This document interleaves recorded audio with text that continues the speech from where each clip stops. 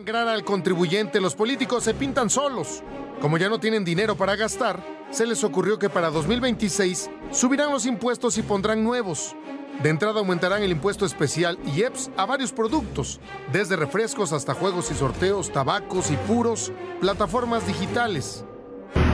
Además le duplicarán el impuesto al ahorro y se sacaron de la manga un impuesto a los videojuegos violentos.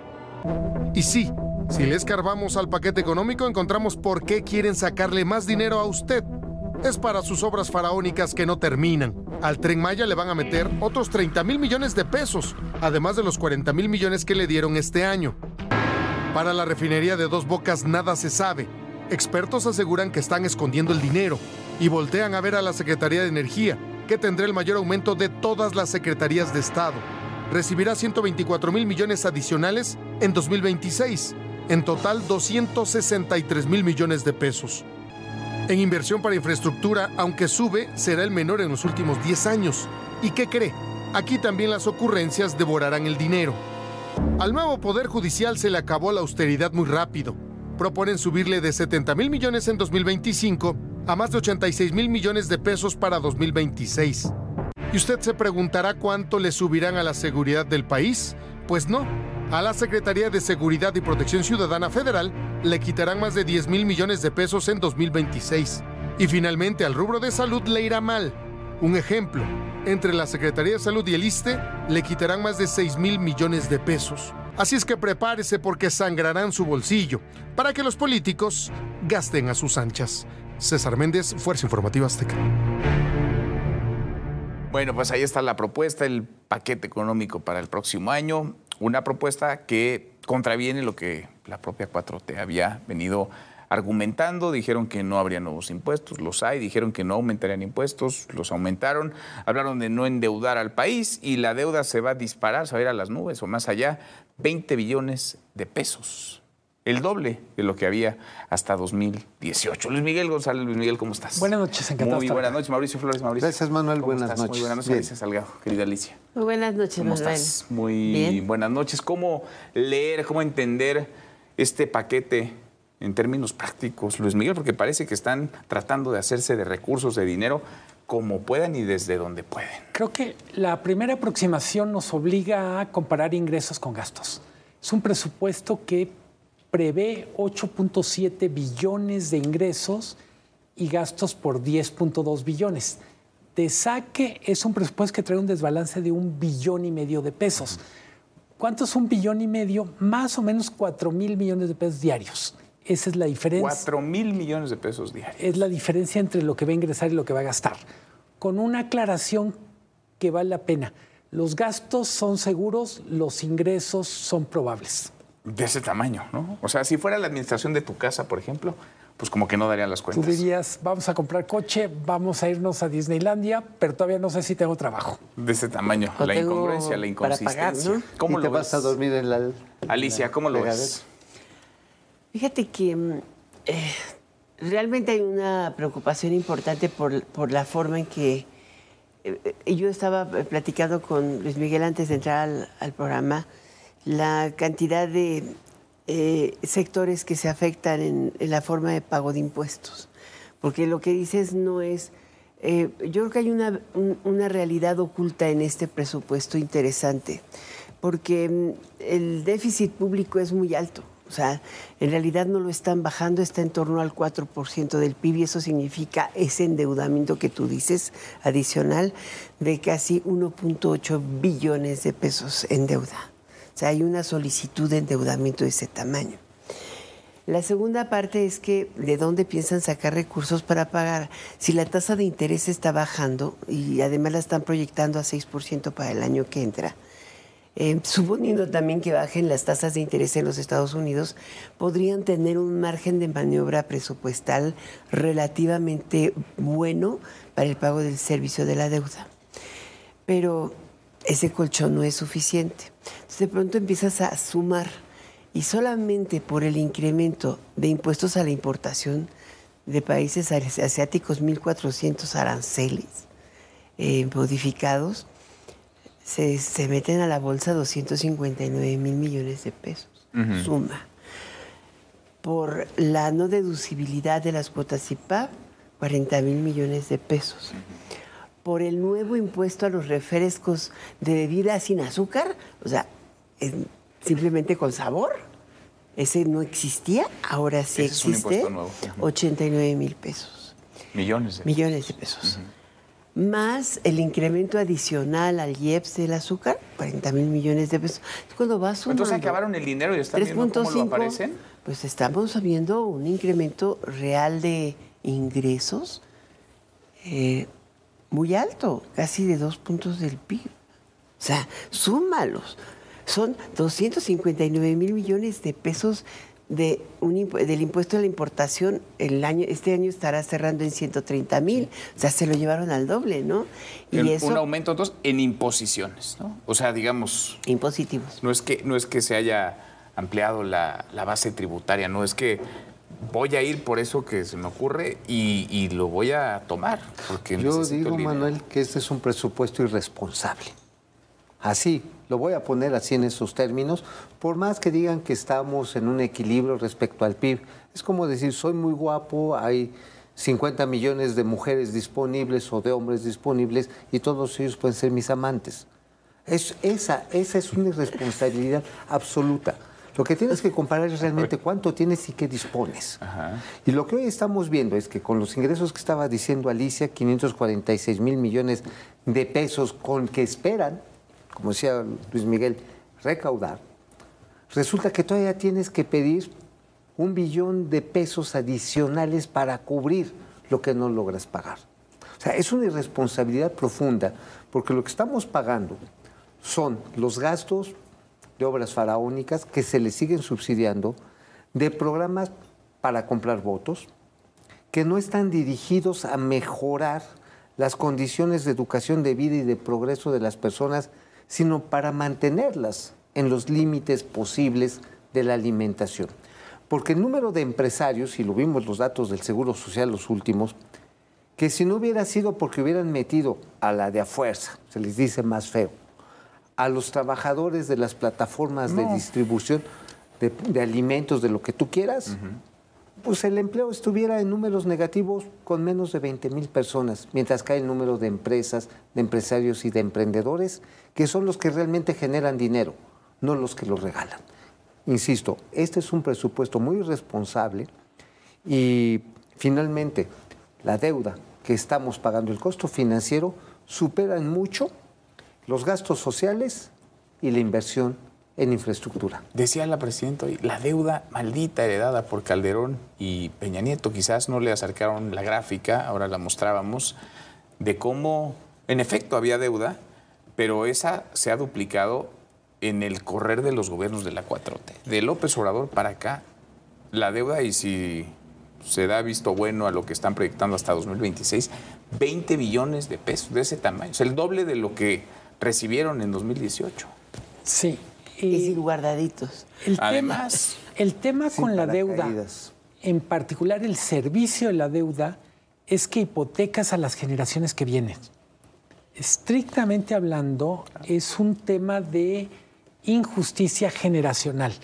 Cuando alguien se despacha contratando deuda, me refiero a alguien en el gobierno, hace que los que vengan más adelante lo tengan que pagar. o sea, los primeros que tendrían que brincar y protestar son los jóvenes. Por supuesto. Pues un joven que no está viendo, 18 años, o un niño de 5 años ya debe hoy 150,000 pesos. 200,000 para ser exactos. 200,000 pesos. Es un tema, cuando vemos, Alicia creo que hizo una muy buena aproximación a los ingresos.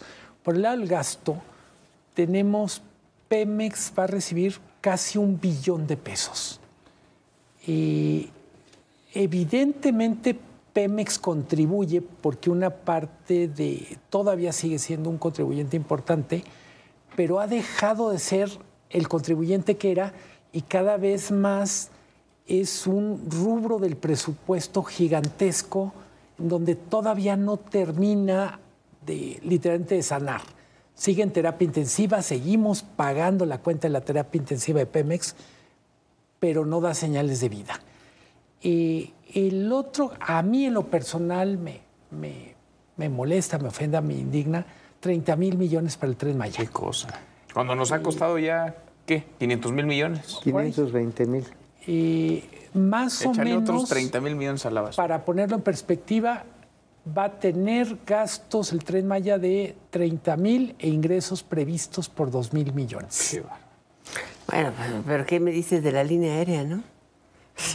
Esa ni siquiera tiene ingresos, ni sueños de ingresos, y sí tiene aviones y compra de aviones por año. Es que aquí el tema no es ese. Sí hay una necesidad de priorizar el gasto social es importante, pero al mismo tiempo tienes un serio problema porque no amplías la eficiencia del Estado cobrando impuestos. Yo estaba viendo la tabla de la OCDE, la de acaba de salir en junio. En México, si tú sumas el impuesto sobre la renta, el impuesto al valor agregado, el impuesto al IEPS y los que le llaman gigaivas, que son impuestos indirectos, como el pago de derechos. O sea, ¿por qué vas a pagar un derecho o un IEPS sobre cada llamada telefónica que haces? Y nadie lo dice. Haces un acumulado de 52% de impuestos. O sea, la gente paga en México el 52% de su ingreso. Pero la que paga. Más porque de la solo mitad el de 0. lo que ganas, lo Es para el pagas. gobierno. Solamente Te lo quitan. el 0.2% de las empresas que les llaman grandes contribuyentes contribuyen con el 48% del pago de impuestos. El resto, o sea, hay una base grandísima, son 69 millones de asalariados, ¿no? Sueldos y salarios. Y de ese total, solamente el 27% contribuye con el 27% del pago del impuesto. Entonces, tú lo que ves es un desequilibrio importante en la base tributaria. No, claro. Lo que le hace falta a este país es que la reforma permee hacia abajo de la base, porque tenemos un 52% de economía informal. Y esa es una muy buena base electoral. Pero ¿para qué agarrar a los informales que lo que hacen son esfuerzos para sobrevivir? Las pymes en nuestro país son empresas de sobrevivencia. Dice la presidenta, hay que darles crédito, pero no les da seguridad contra el robo, Los ni contra extorsionan a las todos extorsiones. prácticamente. No tienen ni siquiera luego piso firme. ¿Cómo puedes entonces decirles, denle más dinero, si el modelo para hacer una pyme hoy en nuestro país es para fracasar en menos de 5 años, de ese tamaño? Ahora, Ya regresando... dices mucho. Pero mucho, ya me estoy yendo muy largo. 5 meses. A lo mejor. Y en el caso de los impuestos, estos impuestos educativos, porque te van a subir el impuesto, vas a dejar de jugar juegos violentos. Ya quieren hacer videojuegos en el gobierno, los videojuegos de la Agencia bienestar. Digital de Transformación y Telecomunicaciones, como se llame, el señor Peña Merino, no le gusta que le digan su apellido, va a hacer los softwares para todos los sistemas de gobierno, todos, incluyendo los videojuegos, no violentos, según ellos. La violencia está en las calles, no en los videojuegos. Sí, pero se trata de combatir ahí. Todos estos impuestos, incluyendo educar, con un impuesto adicional de 75% acumulado al cigarro, vas a dejar de fumar cigarro, o con prácticamente 50% sobre el refresco, vas a adelgazar. Los impuestos no educan. Y lo que están haciendo es que la gente o se vaya a los mercados informales y le entregas los negocios a los crimen organizado. Finalmente a lo que estamos llegando son a una serie de lugares comunes que ya existían desde hace 20 años. Y de esta manera lo único que estás haciendo es que, espero no, pero las tabacaleras van a decir, se acabó el negocio como sucedió en Paraguay, como sucedió en Panamá, como sucedió en Costa Rica. Ahí se ven, porque esto no es agencia de beneficencia. Nos vamos. 17,000 agricultores que están hoy en Nayarit se pueden quedar sin chamba. Y les van a dar 3,000 pesitos. A ver a qué les sirve.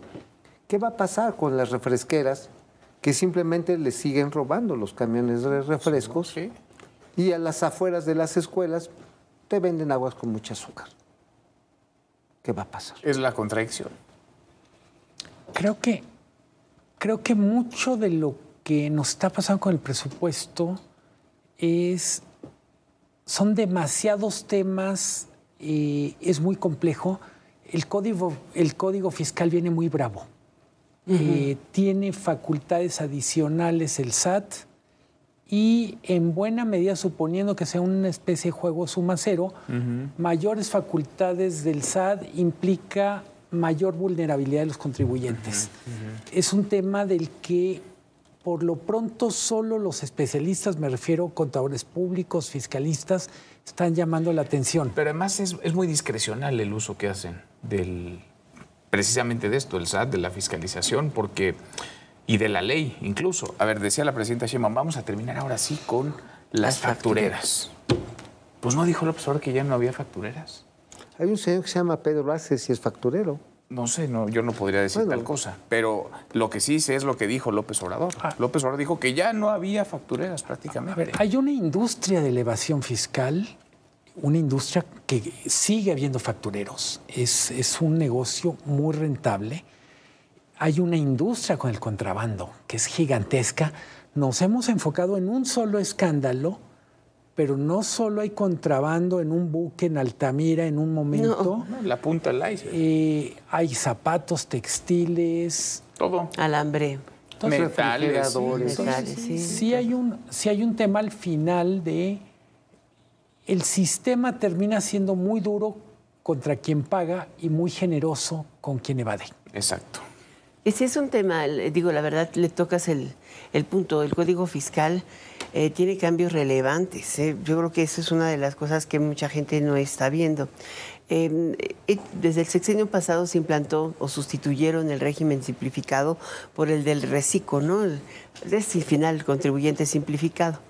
Y durante los primeros años, prácticamente esa base de contribuyentes, que suman como 14 millones de contribuyentes, personas físicas con actividad empresarial, casi todas, o así se fueron dados de altas, tenían el beneficio de solo enterar el impuesto al final. Y prácticamente no se pagaban los enteros mensuales. Hoy se tiene la obligación, o se va a tener la obligación, de pagar el entero mensual. No, es al revés. Y si no tienes entero, entonces no eres reciclo y te pueden eliminar y quitar el RFC. ¿Y con quién vas a trabajar? Sobre todo ahora que todo es digital. Claro. Es como una pirinola, ¿no? Es el de todos ponen para que toma todo. Finalmente, trabajadores en todos los niveles ahora sí, de empleo, autoempleo, de empresa, pequeña empresa, se le está pasando la charola en cada una de estas técnicas, igual y a los empresarios, para decir, tienen que pagar.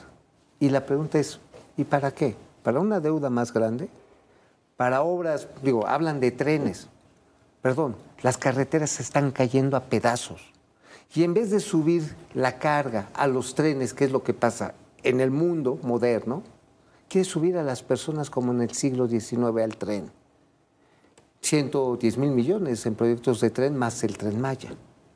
Entonces dices, a ver, ¿esto para qué? ¿A quién le conviene que gastemos en cosas después de hacer un sacrificio social tan grande? ¿Quién va a ganar? El único tema, en condiciones normales, un Congreso podría corregir. Sí, pues sí. En este caso, solo van a aprobar. Sí, a eso van, a levantar la mano cuando les dicen. Y en el sentido en el que les dicen. El poder del dedo. Gracias, Luis Miguel. Gracias, Mauricio, Alicia. Muchas gracias. Pásala bien. Hasta luego.